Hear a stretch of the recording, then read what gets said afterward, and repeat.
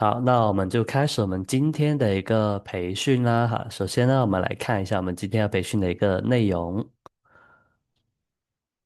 好，那我们今天的话呢，主要我们呢就要学习一个，就是我们门墙柜一体化的一个呃的一个提升。然后呢，我们门墙柜一体化里面其实最重要的话呢，就是我们的一个隐形门，隐形门。OK，然后呢，我们今天下午的话呢，就会带大家在我们这个软件里面呢去学习我们的这个隐形门的一个款式。然后呢，关于我们的隐形门的话呢，我们在软件呢现在有两种方式哈，两种方式。然后呢，第一种的话呢，我们现在呢是有专门会有一个门，会有一个单独的一个门。然后呢，这个门的话呢，我们可以把它改成我们这一个叫做内开或者外开的一个款式。然后呢，像这种款式的话呢，它是门。然后呢，我们会在门的外面再加一个背景墙，然后呢，跟我们的一个门做成一个平齐的一个形状，然后呢，让它变成隐形门的一个类型。然后这种就是我们现在常用的一个叫做隐形门的一个设计。然后呢，大概就是这种类型的。好，你看这个呢，就是我们的一个单开门，单开门。然后呢，我们会在门的旁边也给它附上一些我们的一个背景墙。好，附上一些我们的一个背景墙。然后呢，我们的门的话呢，除了有这种比较常规的，然后呢，也会有这种叫做高通门，就是我们一门到顶的这种门呢，也会有这种规格的哈。好，你看我们的门呢，它的款式也有很多。然后呢，我们这个门的颜色的话呢，它也会有非常多哈，也会有非常多。好，然后呢，第二种的话呢，就是我们的一个背景墙啊，自带我们的一个隐形门的一个款式。好，那这种的话呢，可能是我们一开始我们会用到的这一种隐形门，就是刚出来的一种款式啊。但是这种款式的话呢，我们现在会用的稍微比较少一点，会用的比较少一点。对，然后呢，你看这个呢也是，这个呢就是连带背景墙一起的一个隐形门哈，它也会有个一门到底，也会有一个上面也会有一个门头的一个款式啦，也一样有两种款式。好，然后这个的话呢，我们会有一个实拍图给大家感受一下。这个呢就是我们的一个背景墙，然后呢连带我们的一个隐形门的款式。然后呢，我们从后面看的话呢，它是这样子的。后面看的话，它是这样子的，因为呢，我们这个背景墙带我们隐形门的款式的话呢，它这里的五金呢，边框的五金呢，就只能是黑色的，只能是黑色的。所以呢，我们从正面看，它是一个正常的隐形门，但是呢，我们从后面看的话呢，我们这个黑色的五金呢，就必须要露出来，就必须要露出来。对，所以它就没有办法做到同色，做到同色。但是呢，我们上面我们刚刚说的第一种款式的话呢，我们呢是可以把它做成一个同色的一个边框的，像这一个款式。好，那这两个款式的话呢，就是我们上午要学习的一个课程。好，那现在的话呢，我就先把我们这份PDF 的课件，然后呢，包括我们等下要用到的一个XB 文件我们的一个场景文件，在我们这个地方哦，在聊天的这个框框里面哈，我会发给大家，大家在这里拿哦。好，那我现在呢，先把我们这个文件发给大家。好，一个呢是我们隐形门的一个常用的款式。好，记得哈，我们在这聊天的框框里面哈，我们可以去拿到。好，然后呢，另外的话呢，就是我们等一下哈要用到的一个课件，我们呢早上一共有两个课件，还有两个我们的一个 XDB 文件。好，在我们这个聊天群里哈，在我们会议的聊天群里，我们要把我们这三个文件哈，先给它下载下来。先给它下载下来，然后呢，我等下会告诉大家我们会先用哪一个。然后我们这里有两个文件，你看，一个呢是我们的一个背景墙带门，就是我们刚刚有说到的；一个呢就是我们最新的一个款式，就是我们的门加背景墙。好，我这里要把这两个文件区别开来，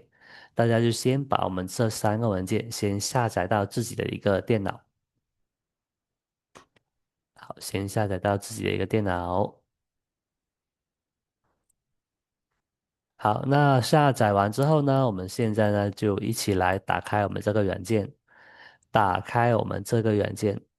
啊，首先呢，我们要学一个就是我们的一个背景墙带门的一个场景。我们现在呢要在我们软件里面打开我们这个 XDB 哦，背景墙带门的这个 XDB，背景墙带门。好，我们先要打开我们这个场景。先打开我们这个场景，然后这个场景的话呢，我已经有帮大家设置好了所有的一些参数。啊，我们主要是学习我们的一个隐形门的款式哈。好，我们先打开这个场景，先打开这个场景。好，先打开这个场景先。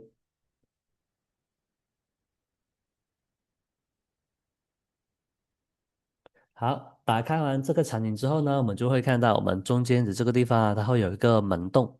它会有一个门洞。对，那像这种情况的话呢，我们就可以用到我们的那一个啊、我们的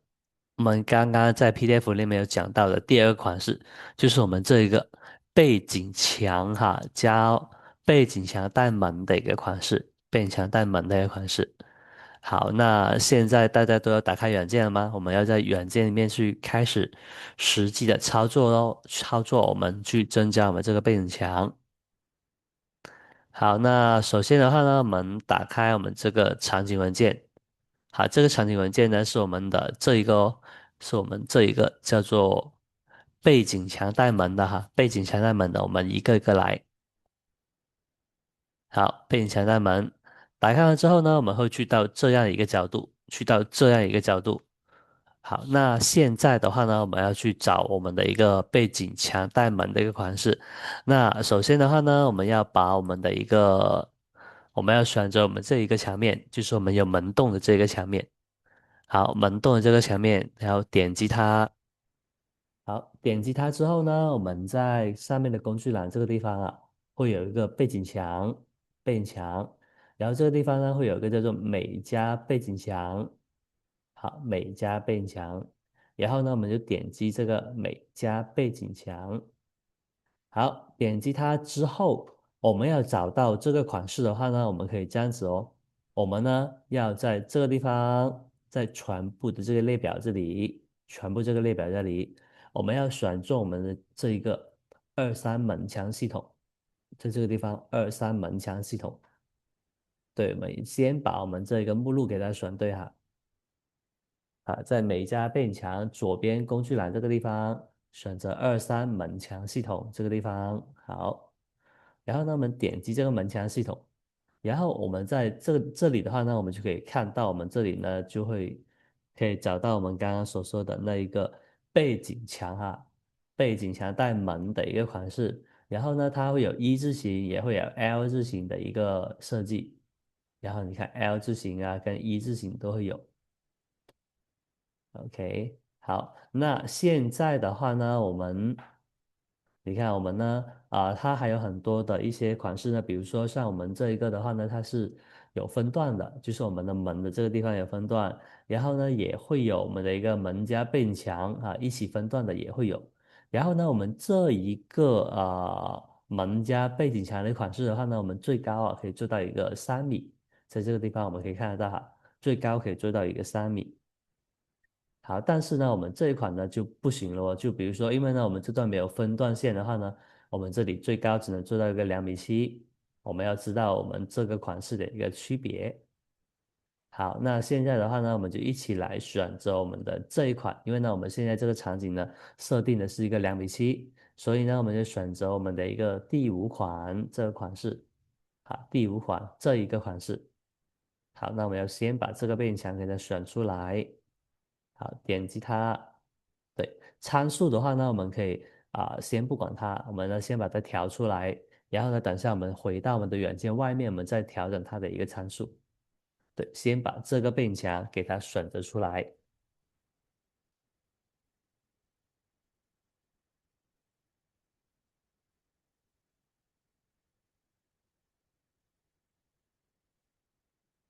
好，然后呢，我们选择完我们这个背景墙之后呢，我们再按我们的一个完成。好，我们先退出去，在外面再调这里的参数，我们会更好理解一点。好，那我们就按我们的一个完成。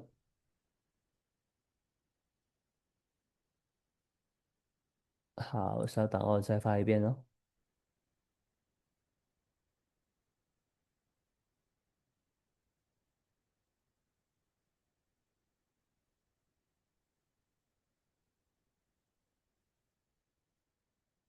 好，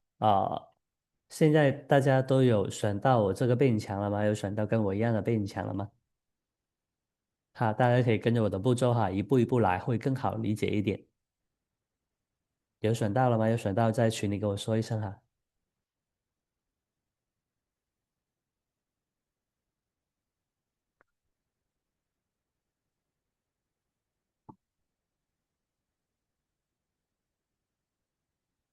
OK，那没问题的话，那我就继续喽。好，那我们就继续了。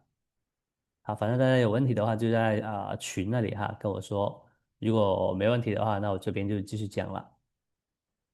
好，选择完这个背景墙之后呢，我们就按我们的一个完成。好，按我们的完成之后呢，我们呢再看到我们这边的一个参数的一个设置。然后呢，我们这里的参数的一个设置的话呢，我们会看到，其实这边呢它也非常简单。然后呢，首先第一个就是我们看到这里的参数之后呢，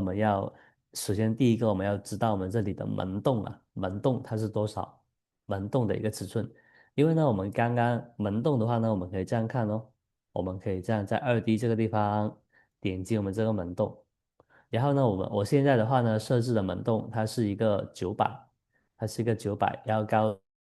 度呢是2.1米。好，那我们就要在我们的这个背景墙第一时间，我们要把门洞的尺寸哈先给它改过来。然后呢，现在是默认是880，然后呢，我们这里最大呢也只能做到一个九百了。好，常规的门先把门洞改成一个九百。然后呢，门洞的高度的话呢，我们一定要注意了哈，就是像我们这一款呢，背景墙啊，它自带我们的一个隐形门的一个款式的话呢，我们这个门呢的高度啊，做到最高只能做到两米一，最高只能做到一个两米一哈，这个非常重要哦，大家一定要记住哦。最高只能做到一个两米一。因为呢，如果你要做2.1米以上的话呢，我们可能就要换另外一个款式了，要换另外一个款式，要换我们所有背景墙都是分段的这一个款式了，或者我们要换一个超高门了。所以呢，这里呢是我们的啊、就是背景墙啊自带隐形门的一个款式。我们第一个要注意的是，门最高只能做到一个两米一。好，那我们呢知道了这一个尺寸之后，我们现在呢还要知道我们的门呢距离左边是多少，距离我们右边是多少。所以呢，这一个的话呢，我们可以直接把我们这个背景墙先隐藏掉。然后隐藏掉之后呢，我们再去到二 D，去到二 D 的话呢，我们再点击我们这个门洞呢，我们就可以看到哦。你看，我们这个门洞距离左边是1米，然后呢，距离我们的一个右边呢，但这个尺寸的话呢，因为它是内墙，它是内墙啊，所以呢，我们不能以这个作为参考，所以呢，我们要用我们的一个测量工具，在这个地方，我们要在2D 测量这里要量一下我们这一个点到我们这边这个点是多少？你看是1.1米，好，我们要量一下1.1米，然后呢，我们左边是1米，右边是1.1米，我们要记住这两个尺寸。好，那我们记住这两个尺寸之后呢，我们就要继续了。好，那我们就把我们的背景墙显示出来。我们现在呢就开始调整它的一个尺寸。首先我们喂，想左，问问他，首先我们左边呢，好是一个一米，好，左边是一个一米，然后呢右边的话呢是一个1.1米，啊，右边是一个1.1米。好，我们先把这两个尺寸给大家调整好。好，调整好之后呢，我们的一个总体的高度啊，我们是设定了一个两米七，这个地方还设定了一个两米七。好，我们先把这几个尺寸调整好之后呢，我们再把我们的门哦移动到我们相对应的一个位置。移动到我们相对应的一个位置。然后呢，你看这样子的话呢，我们的门呢，我们这边的一个背景墙啊的一个尺寸呢，就基本调整好了。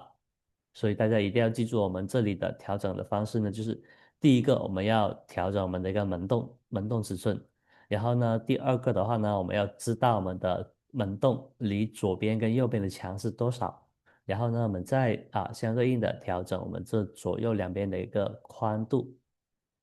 调整左右这两边的一个宽度，然后呢，调整完之后呢，我们再发现哦，就是我们的这一个，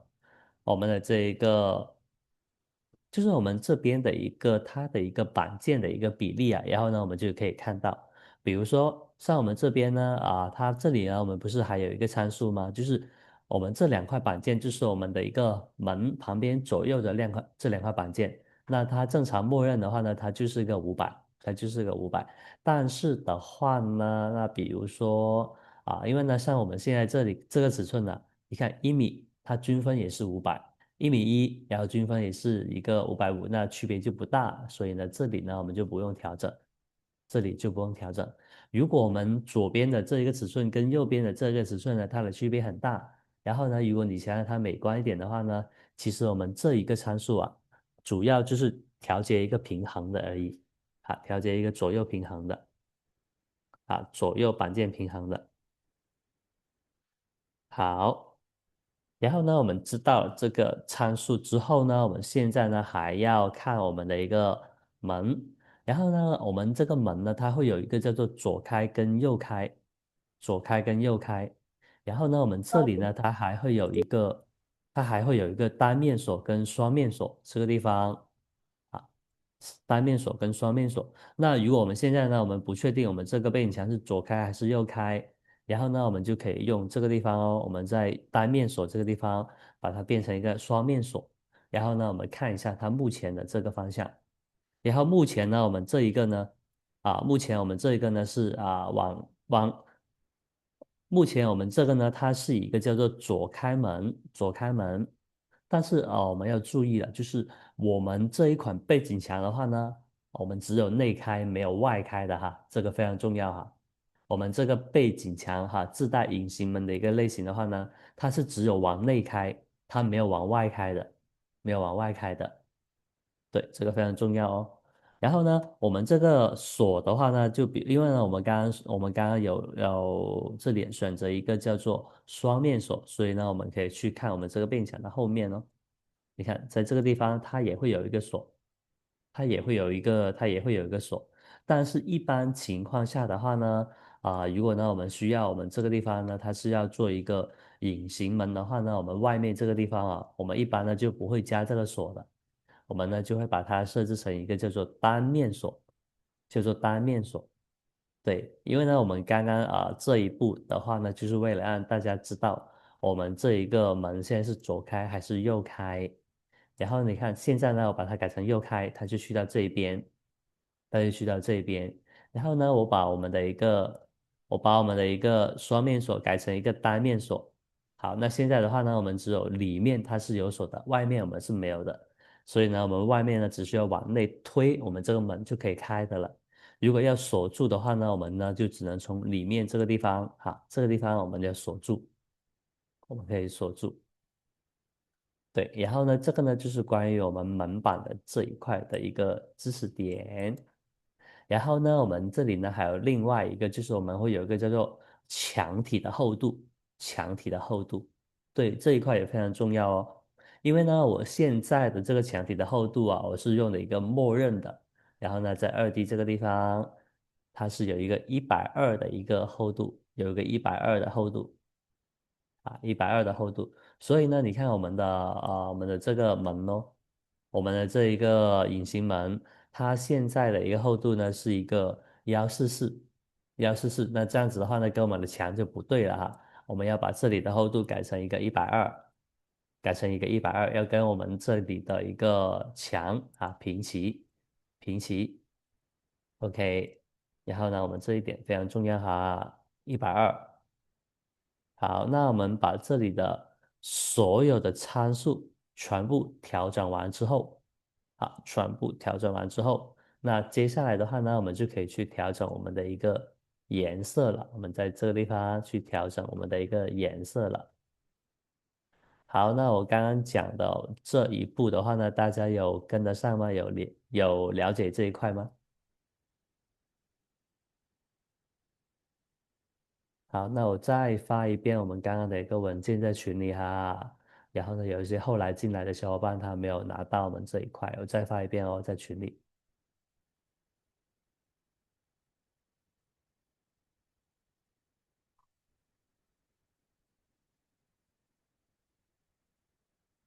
好的，如果大家没有问题的话，我就继续哈。大家不说话，就默认大家是没有问题的哈。OK，好，那我就再继续。好，那我们呢把这里的参数全部调整完之后呢，好，那我们下一步呢就要去调整我们这里的一个颜色了。那首先的话呢，我们呢在这个地方它也会有，比如说我们的一个隐形门呢，它的一个拉手的颜色，它的拉手的话呢就是这一个。好，先把我们的拉手放出来，我们会比较好了解一点。首先呢，我们这里呢先把它换成一个双面锁。拉手的颜色就是指这个地方，好，这个地方拉手的颜色。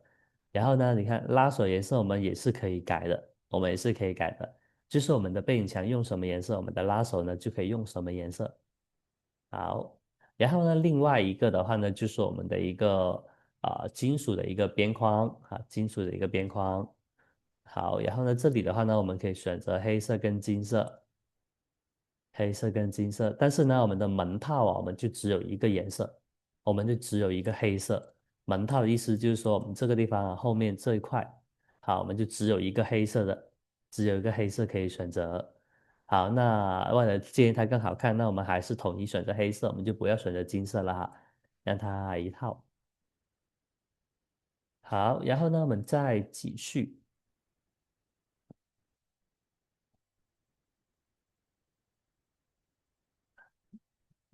不是从中间开，侧面开也一样的呀。你左右两边你可以调整你的参数的呀。比如说你往左开，然后呢，你就在左边呢，把这个参数调整过去啊。对，所以呢，这个呢跟你这个问题没有影响的。就比如说我们往左开哈，比如说我们现在这个呢是1000，然后呢，如果我靠左一边，那我就把左边给它换成一个300，它就靠左开了呀。它就是这样子的。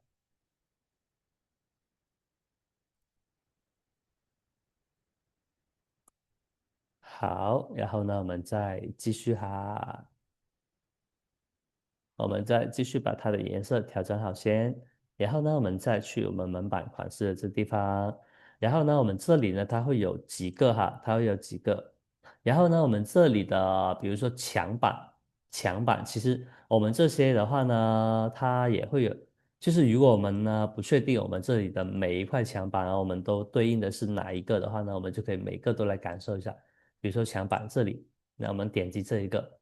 你看，我们这个墙板的话呢，它只有我们这两边呢，它会有变动，那就意味着说，我们在这一块选择的板件的话呢，我们就只有，你看，就只有我们最侧边的这2块可以选到我们这里的一个材料。好，我们可以这样一块一块去感受一下它。就比如说，有时候我们的一个门墙柜一体化，你想要它的一个，假如说我们这边的墙面哦，它比较多的话呢，你想要它颜色会有一些对比的话呢，我们就可以这样选择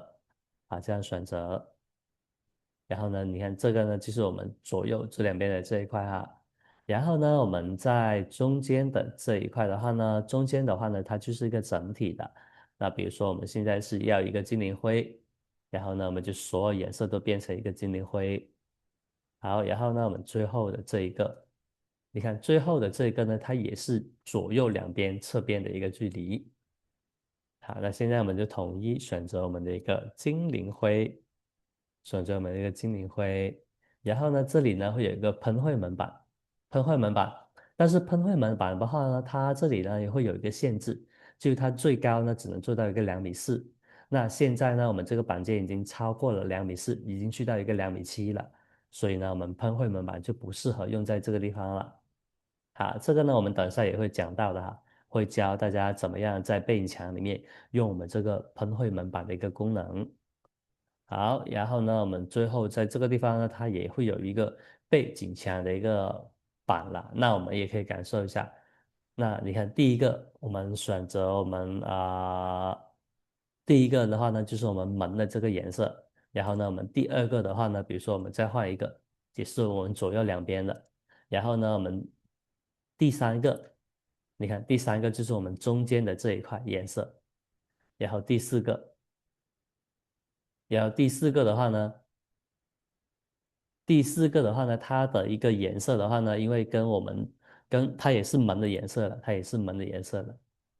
但是呢，这个呢，它是一个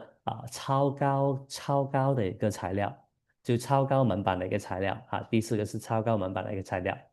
所以呢，有时候我们不知道我们的一个材料选择的话呢，我们呢就每一块我们都来感受一下我们都来感受一下。那我们感受过之后呢，我们就可以知道每一块是每一个是哪里的，然后呢，我们就全部选择统一。比如说我们现在要有一个精灵灰然后我们就统一选择我们这个精灵灰就可以了。好，那这样子的话呢，就是我们的一个颜色的一个选项颜色的一个选项。如果不做墙板，可以做到隐形门吗？不行，你不做墙板的话，你跟这个隐形门就没有什么区别，就不存在这个概念了呀。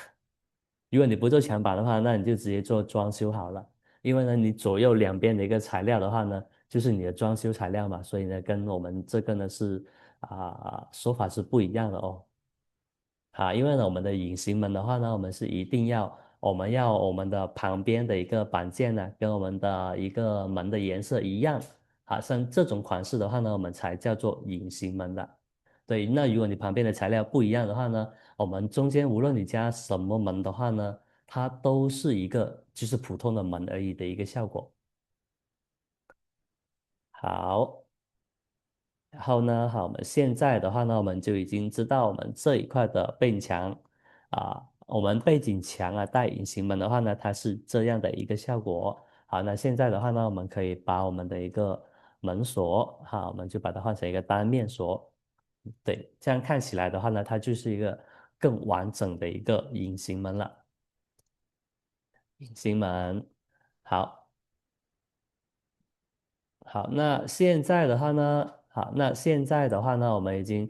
做好了它的一个正面，做好了它的一个正面。好，那我们呢还要去看它的一个背面，好，去看它的一个背面。对了，这一点也非常的重要了我们不能说只做了前面，然后呢我们后面的这一块呢就不管了。那除非我们这一个的话呢，它是一个，比如说后面是一个储藏室或者是一个我们平常不需要用到的一个空间，那我们就可以不管后面。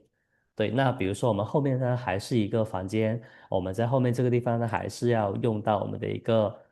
墙板的话呢，那我们后面这一块呢我们还是要加上去的哦。但是呢，我们后面这一块就非常的简单了。对，然后呢，我们后面因为呢，我们现在的话呢，在我们这个软件，它有新增了一个叫做墙板的一个功能，所以呢，我们就可以直接选择我们的一个墙面在我们的隐形门的后面选择一个墙面，然后呢，在背景墙这个地方工具栏背景墙这个地方，然后呢，选择我们的一个墙板组合，墙板组合。OK，那我们就点击它，点击它之后呢，我们在这个地方我们就按我们的一个自动生成，自动生成，好，按自动生成，然后呢，我们会按照我们的一个干区，按照我们的一个干区，对，我们这个墙面的话呢，我们今天的下午的课程我们会讲到我们这一块怎么去玩怎么去玩，然后呢，我们下午的话呢因为呢，我们这边会有个干区，会有个湿区。湿区的话呢，我们就会一般会用在我们的一个厨房跟卫浴这边会多一点。干区的话呢，就会用在我们的一个房间跟客厅之类的一个空间。好，那现在的话呢，我们就直接选择干区，选择第一个，选择第一个，然后呢，我们就直接按生成。然后这样子的话呢，它就会根据我们的一个门框去生成我们的一个去生成我们的一个墙面。对，然后呢，我们在墙面的这个地方，我们再选择一个跟我们的这一个精灵灰差不多的一个颜色就可以了。对，因为不需要一模一样，我们这里的墙面的材料可能有一些呢，会跟我们的一些比如说我们的这个门墙一体柜的材料它可能不会每个材料都有一模一样的。那当然有一些呢会一模一样的，比如说像精灵灰这个的话呢，你看在我们墙面这个地方呢，我们就没有选择，所以呢，我们可以选择一个最接近的这个或者这一个选择一个最接近的颜色就可以了。好，你看这样子的话呢，我们的一个背面呢也完成了，我们的一个背面也完成了，我们的一个正面也完成了。好，然后呢，我们就可以感受一下哦。那现在的话呢，我们可以用组件模式，我们可以把这个门呢，因为呢，我们这个门呢，它是没有办法直接打开，但是我们可以隐藏掉它。我们来感受一下哈，把这个门隐藏掉，我们呢就能感受一下我们的这个地方。你看，我们刚刚做的这个隐形门的这个地方，它就是这样子的。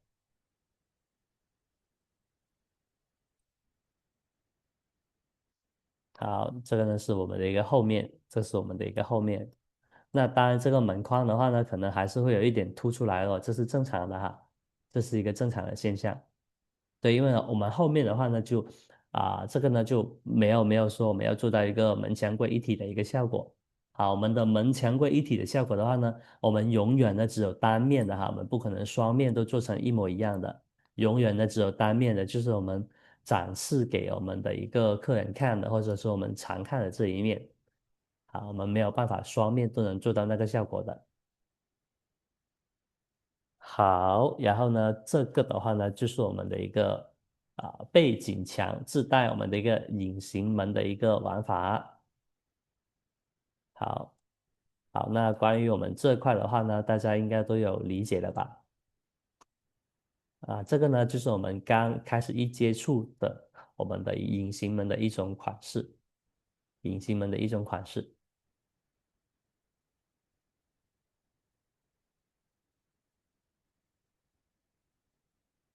好，我们刚刚接触的隐形门的一个款式。好，那这样子的话呢，我们呢把这一块讲完之后哦，我们现在呢就要去讲第二块了。我们现在要去讲第二块，就是我们呢现在用的更多的一个叫做隐形门的一个款式这个呢是我们刚刚讲的第一块，它是这样子的。好，那现在的话呢，我们呢就要讲第二块。好，讲第二块的时候呢，我们呢就要打开我们的另外一个场景文件了哈。我们要打开我们这一个文件，打开我们这一个叫做25门带背景墙加背景墙的一个款式。我们要打开这个文件。好，我再发一遍我们刚刚的一个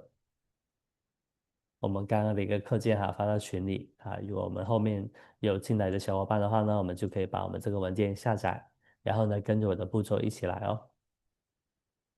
好，那现在我们就一起来打开我们另外一个这个呢叫做25门加我们的一个背景墙的一个文件，打开这个文件。好，我们把这个呢做完之后呢，我们就可以保存一下我们会去用到这边。好，我们打开我们另外一个文件，25门加背景墙的这个文件。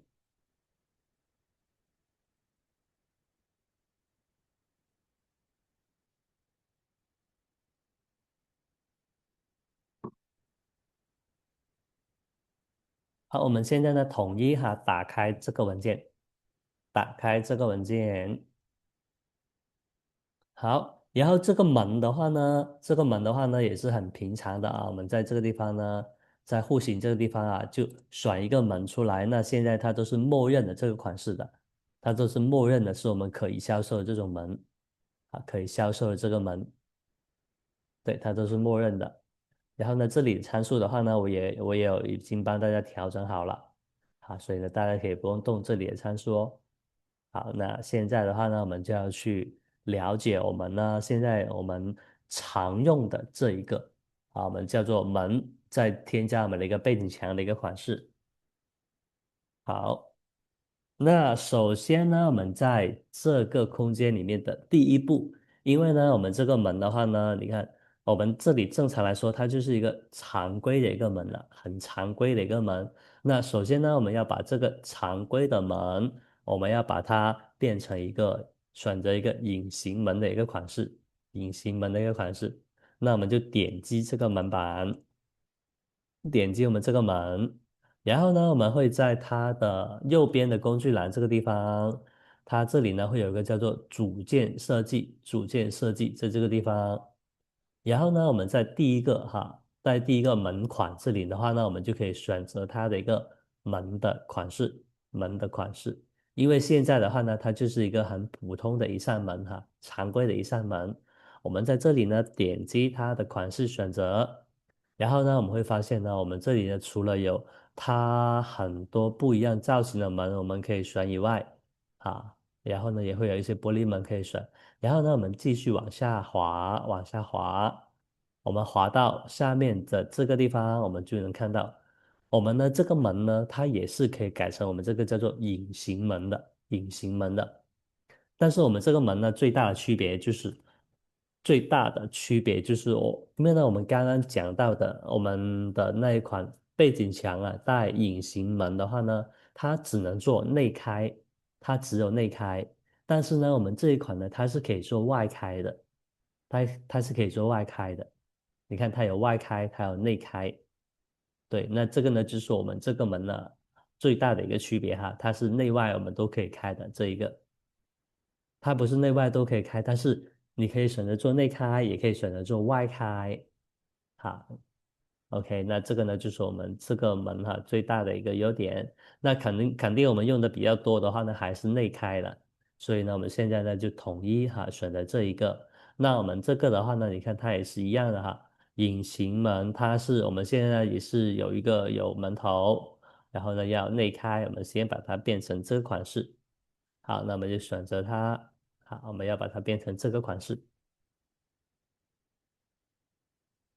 首先，我们要把门变成这个款式。好，变成这个款式之后呢，好，我们可以点击我们的门哦，在我们的这个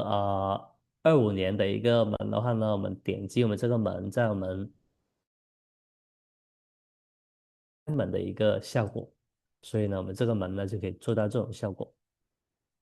好，做到一个开门的效果。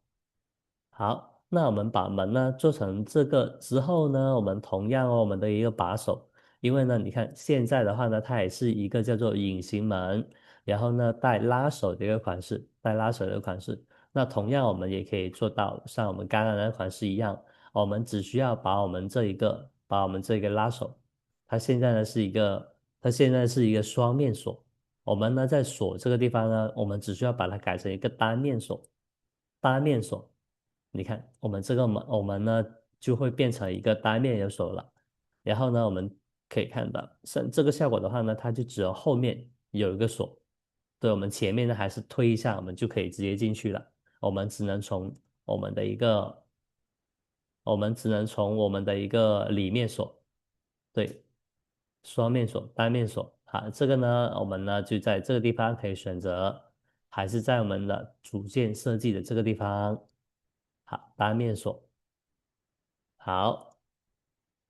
，OK，好，那为什么我们刚刚有说到，就是我们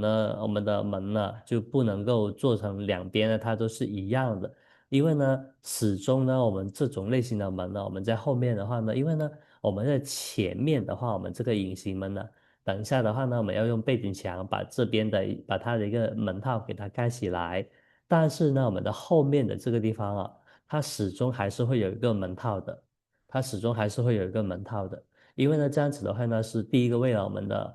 更好去安装，然后呢，第二个的话也是为了美观，也是为了更好看的美观，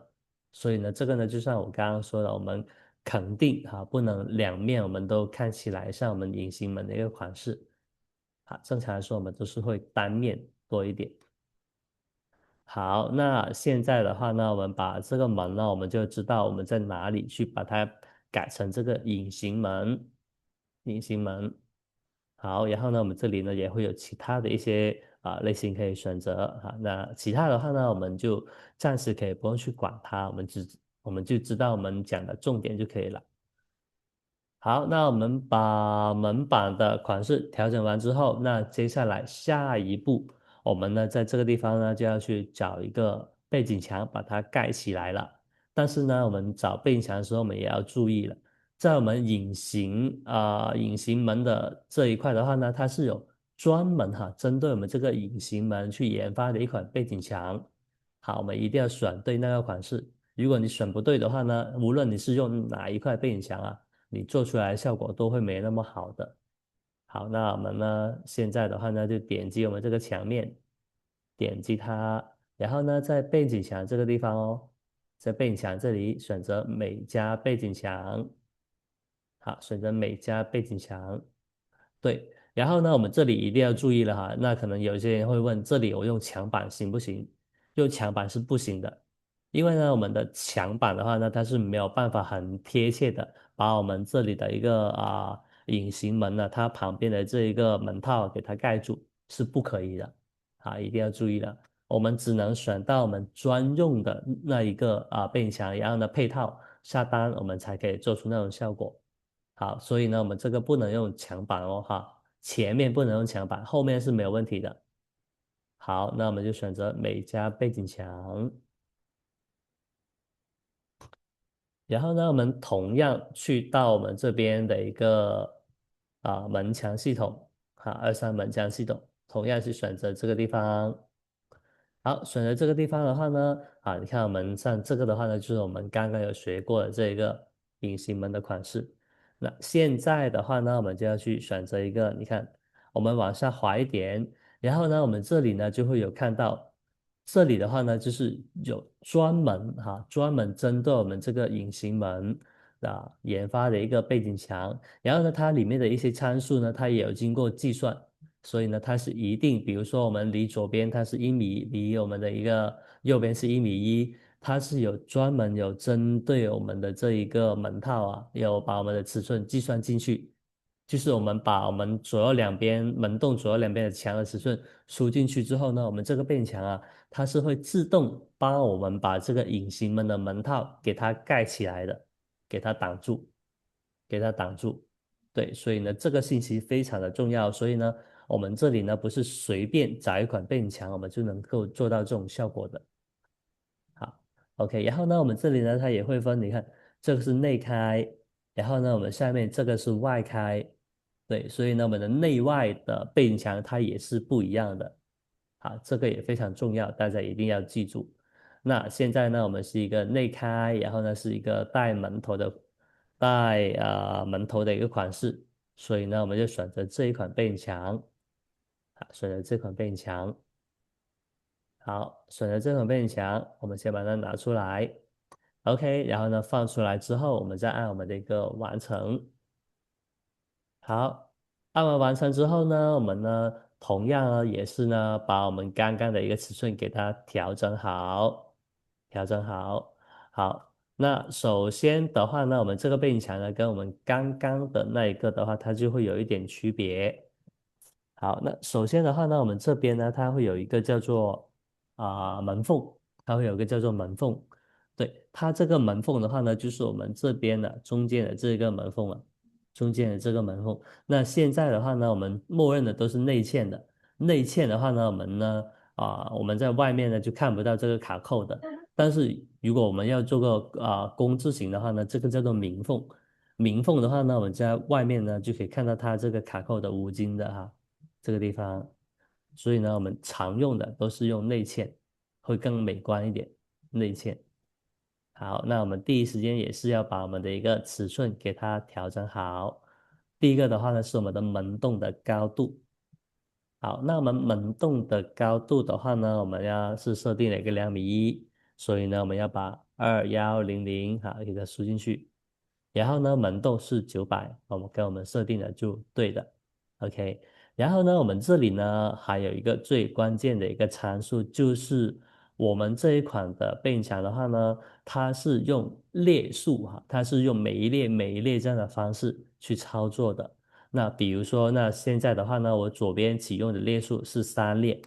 是三列。那三列的话呢，我们在这个地方就可以看到它一二三三列。然后呢，我们的每一列哦，你看它的最小是一个60，最大是一个800，是一个800。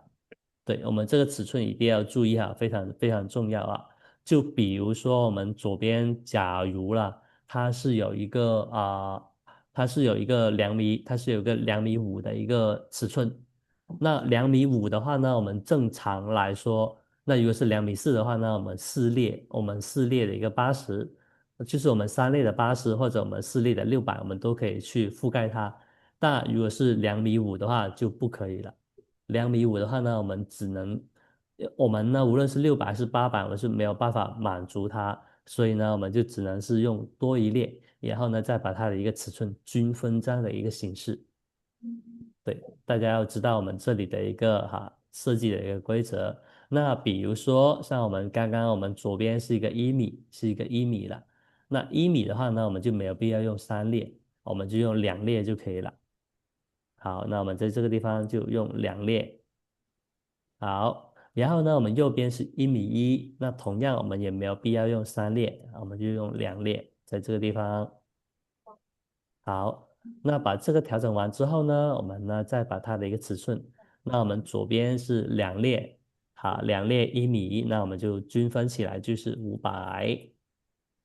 加500的一个款式。好，然后呢，我们到右边右边的话呢，我们这里的尺寸我们可以不用管它，因为呢，我们呢只看这里的启用的一个列数。对，我们呢启用的是两列，我们呢就选择我们第一、第二就可以了，其他我们可以不用管它。那我们右边我们就选择右边的这两列。好，右边，那我们右边两列1.1米，那就是550。好，然后550。OK，然后呢，我们现在呢就把我们这里的尺寸给它调整好。好，调整好之后，其他我们没有干涉的地方，我们就不管它。好，然后呢，我们再把我们的这里的尺寸调整好。OK，好，我们就会发现哦，你看，我们把所有的东西调整完之后呢，我们的这一个它是会自动盖到我们这个，它是有自动把我们这个门套这个地方要把它盖进去了。大家可以感受一下，你看，把门套这个地方要把它盖进去了。那我们先把这个门打开，我们可以更直观的感受一下。你看，我们只需要把尺寸输入进去，我们这里的自动它就会把我们把门套的那一个算进去了，算进去了。所以呢，在我们用这一款的时候呢，我们也不需要说我们在下单的时候说要考虑说我们左右要不要预留一点点这样子，我们就不用，直接把我们的一个准确的一个数值给它输入进去，它就能把我们的这个门套给它盖住。对，那你看，我们可以感受一下，我们刚刚不是设定了一个参数吗？比如说我们左边两列都是500，然后呢，我们现在可以用组件模式去感受一下用组件模式去感受一下，我们把每一列，你看，我们最左边的这一列，我们刚刚设定了500，那我们这边的最左边的这一列跟500可能差不多，但是呢，我们这里的第二列就是离我们的门套最近的那一列，你看它这个地方呢就会变成一个550。对，所以呢，它这个数值的话呢，它是在我们这个背景墙因为呢，我们这个背景墙专门是为我们这一个隐形门的这一个去服务的，所以呢，它这里呢有自动帮我们把那个门套的距离给它写了进去，就大概是一个50这样子把它写了进去。所以呢，这一点呢，我们大家要理解的我们要知道这回事。所以呢，我们就没有必要再去额外去调整我们这一个的门套的参数。你看，这样子的话呢，我们的一个背景墙加我们的一个隐形门的一个设计呢，就已经完成了。然后呢，我们再把它的一个颜色，改回来。我们这里的话呢，它同样也是有一个金色，有一个黑色，金色跟黑色，对，它会有两个颜色。对，如果客户没有要求的话呢，我们还是会统一的用黑色会多一点的。然后呢，我们再把它的一个隐形门，我们再把它的一个把它的一个颜色给它调整好。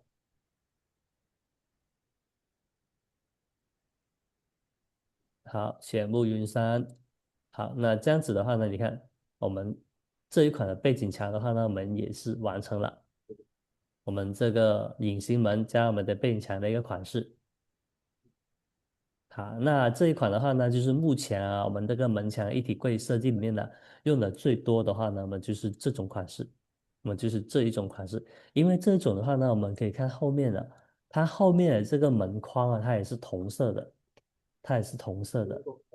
它也是同色的。好，那我们后面的话呢，同样也是可以用我们刚刚那个墙板的方法去处理哈。那我们首先呢，点击这个墙面。然后呢选择背景墙，然后呢选择一个墙板的组合，好，然后呢这里的话呢，我们还是用它的一个自动生成，没有问题。选择刚区生成，对，生成完之后呢，我们再去把它的一个尺寸，把它的一个颜色，你看，我们呢可以把它这里所有的颜色都改成我们的一个浅雾云山，把它改成一个浅雾云山。好，你看这样子的话呢，我们的后面，因为呢我们的门框啊，它也是同色的，所以呢我们看起来这样子的话呢，就会更整体一点，就会更整体一点，就会比刚刚那个黑色的框会好一点。然后呢，我们这个门呢，它打开呢，它就是这种效果。好，那这个款式的话呢，我们现在哦，在我们这个门墙一体柜的话呢，我们是应用的最多，我们呢的背景墙呢，我们就会隐形门的一个背景墙了，我们就会这样子去操作哈，所以大家以后要注意，看你下单想要的是一个什么样的形式。对，那我们那我还是建议哈，大家如果要做隐形门的话呢，还是用现在的第二种方式哈，会更好一点，会更好一点，下单也会更方便。然后呢，我们也不用去选它的一个尺寸，因为尺寸的话呢，我们都可以对的会比较稳一点。好，那我们这一个的容错率的话呢，包括它的美观的程度的话呢，也会更高的。好，那这一块的话呢，就是我们的这个叫做25门了，再加我们的一个背景墙的一个款式。好，那现在的话呢，就是我们的一个常用的门墙柜一体化的一个设计啊，我们就是这样子的。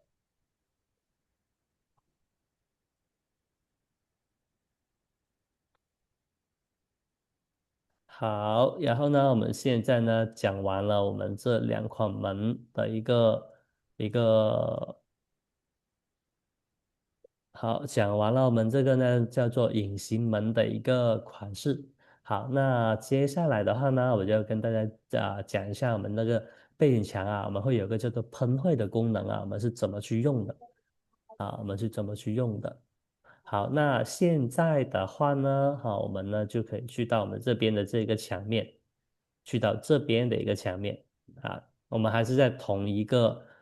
场景文件这个地方，我们可以去到我们这边去到这边6米的一个墙面，让它长一点。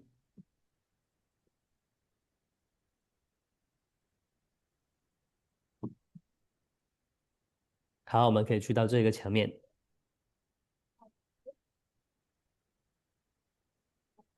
好，那去到这个墙面之后呢，我们现在呢还是要点击我们这个墙面，点击它，然后呢，我们在背景墙这个地方哦，在背景墙这个地方，我们可以选择一个叫做美加背景墙，美加背景墙。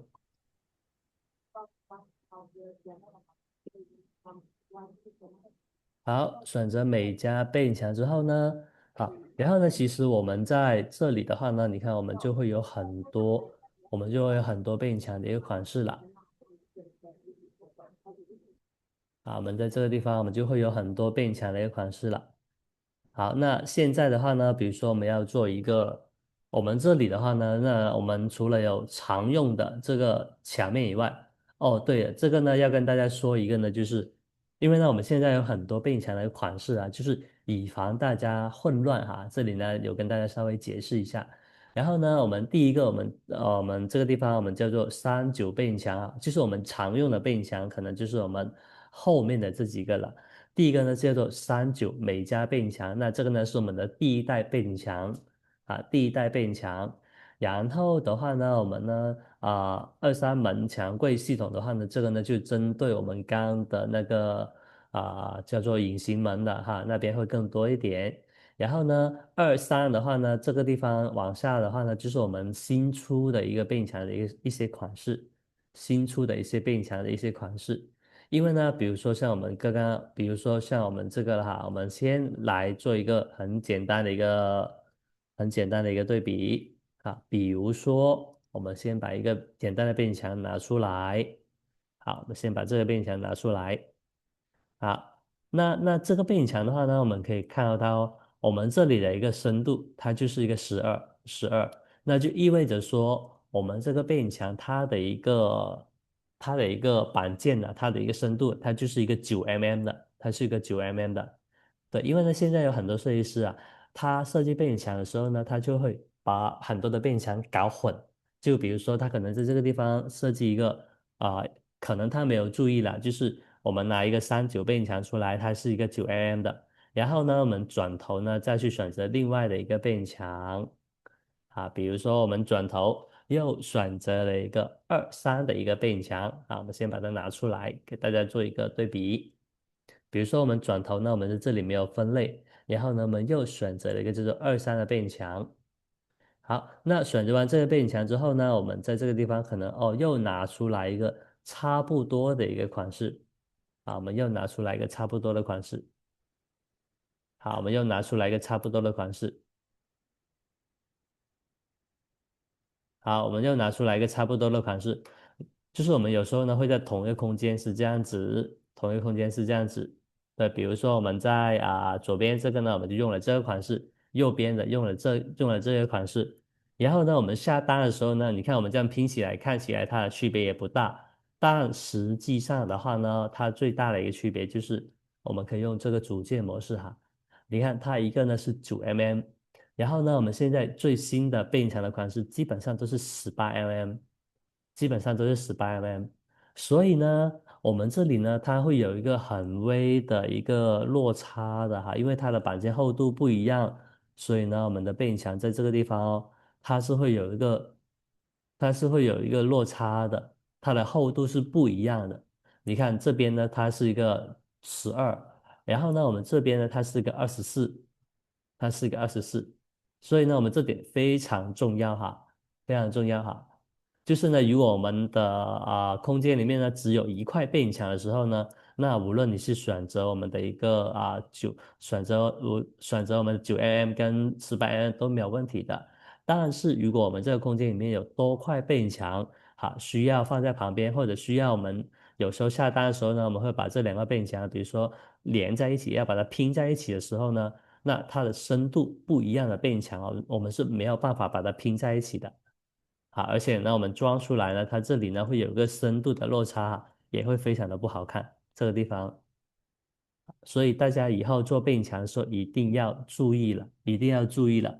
就是如果你同一个空间里面的话呢，你全部都用我们的一个39，那你就整个空间都用39，那你全部空间你都用23的话呢，就是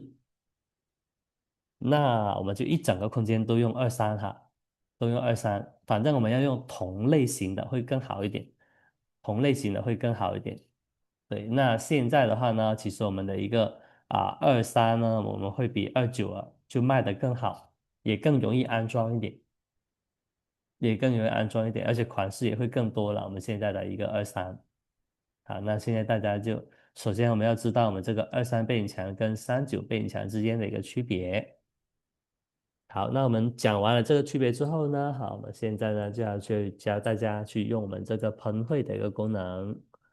好，其实我们的喷绘背景墙的话呢，我们这里呢也专门有做了一个分类的。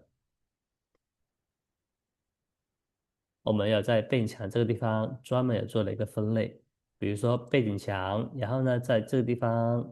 你看它专门会有一个叫做二三每家喷绘的背景墙，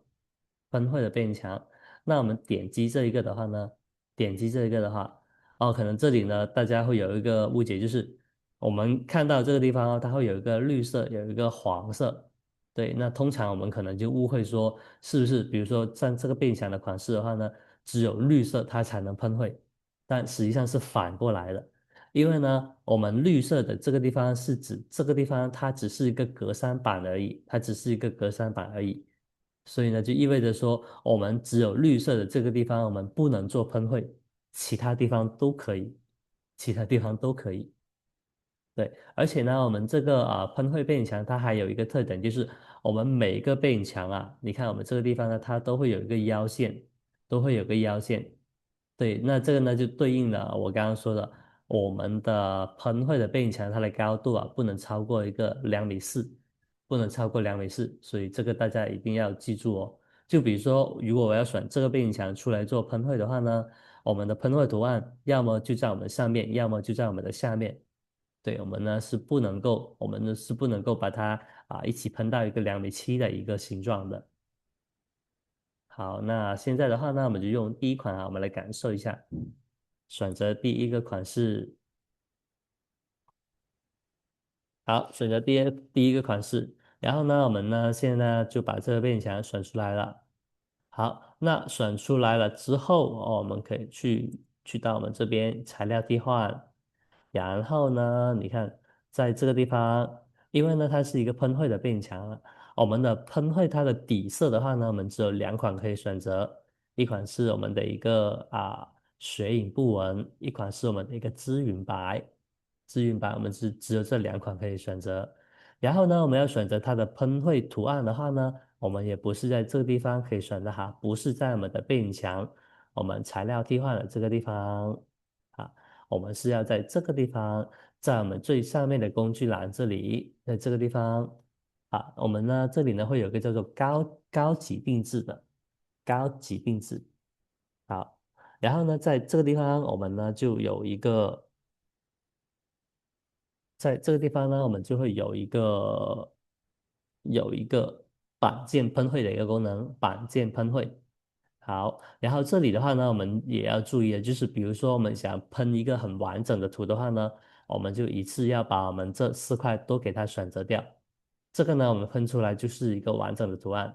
对，那如果你只选择单独的一块的话呢，哦，那我们呢只是能够喷到单独的这一块而已。所以呢，我们要想在这里做一个画面，我们呢就要把它全部选择。好，选择完之后呢，我们就按我们的一个右键，按我们的右键结束。然后结束了之后，我们在这个地方哦，好，我们在这个地方就会看到我们这边有很多的一些系列，比如说小孩房，好，小孩房，你看我们可以喷一个类似这样的一个图案。然后呢，我们在这个地方呢，它也会有很多。它也会有非常多的一些图案，也会有非常多的一些图案在这个地方，比如说我们想要新中式啊，你看，那我们就可以喷绘一个山水画这样子，你看也会有一些竹子啊之类的。好，然后呢，除了有这些地方的话呢，我们在我们的背景墙系列选择呢，我们这里也会有非常多，比如说我们这里呢，选择一个其他的系列，其他的系列，你看我们这边也会有非常多的一些款式，也会有非常多的一些图案，不同的一些图案了。对，但是正常来说的话呢，我们选择我们这里呢有一个叫做背景墙的系列，那我们的图案的话呢，就会更贴近我们的一个背景墙更贴近我们的一个背景墙比如说你看繁花，然后呢你看我们这个地方就有非常多的款式我们可以选择了，比如说新中式风格像这些我们都会有很多的图案可以选择。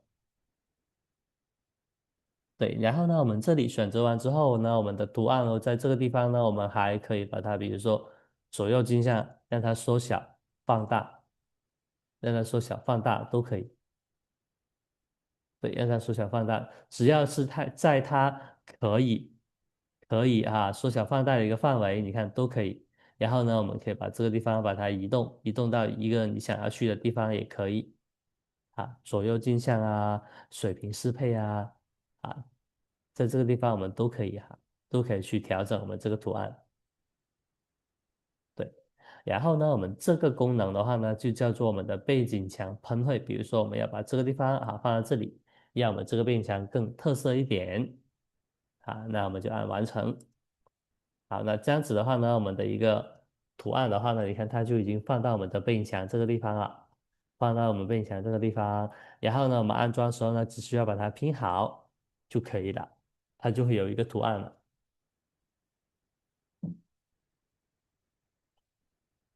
好，然后呢，我们这个的话就是我们的一个就是我们的一个叫做背景墙的一个喷绘的一个功能了。背景墙喷绘跟我们背景墙的类型哈，我们就一定要记住，要把它分清楚。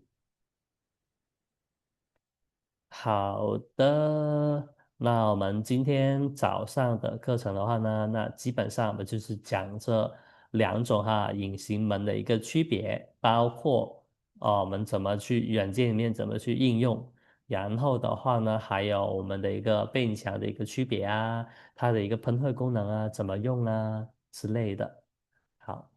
好，那现在的话呢，大家对于我们早上的这个课程还有没有什么疑问或者有什么想问的吗？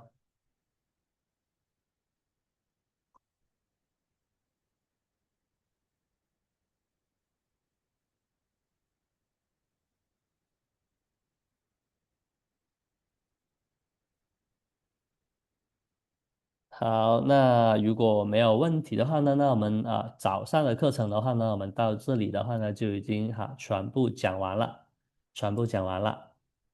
对，然后呢，关于我们这个课程的话呢，我之后呢也会跟上次一样哈，我们会把这个视频把这个课件做成一个视频的一个做成一个视频的一个形式到时候课后的话呢会发给大家，然后呢大家如果有哪些忘记了或者想要去重温的话呢，我们就可以看回我们的课件去学习就可以了。好，那我们今天早上的课程的话呢，我们就先上到这里。然后的话呢，我们下午2点哦，下午2点的话呢，我们会讲另外的一个课程，就是我们的一个墙板怎么去应用，怎么去设计的。我们这里的一个墙板怎么去应用，怎么去设计的。我们的下午的课程是这一个，是这一个。好，那如果大家没有问题的话呢，我们早上的课程就先上到这里，然后呢，我们下午2点哦，2点我们再继续来学习另外的一个课程。好的，没有问题的话，那我们就到这里结束喽，上我的课程。好，辛苦大家啦，拜拜。